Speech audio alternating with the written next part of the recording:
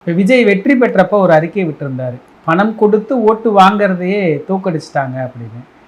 திமுக பணம் கொடுக்கலையா? திமுக உடன் இருந்த காங்கிரஸ் பணம் கொடுத்து வெற்றி பெறலையா?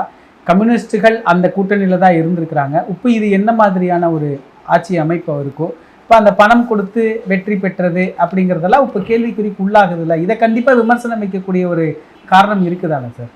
ஏங்க அவ்வளோலாம் பேசிக்கிட்டு? விஜய் அண்ணா நல்லவர். அவர் விசிலுக்கு காசு கொடுத்தாரா? கொடுக்கலல்ல. அவர் அப்படி தானே கெலிச்சார். அதான் அதோட ஃபிக்ஸ் பண்ணிக்கணும். அதுக்கப்புறமா நீங்கள் இந்த பத்திரிகையில் சந்தித்து இது மாதிரிலாம் வச்சிங்கன்னா அதான் கேள்விலாம் வரும். அதனால் அதோடு நிறுத்திடணும். என்னப்பா திமுக காரங்க உதவி பண்ணி, திமுக காரங்க வேட்பாளருக்கு அதை பண்ணி இதை பண்ணி இப்படி தானே இந்த கட்சியெல்லாம் ஜெயிச்சதுலாம் சொன்னீங்களே அப்படின்னா, அவங்க இந்த விமர்சனம்லாம் சீரியஸாக எடுத்துக்கிற மாதிரி எனக்கு தெரியல.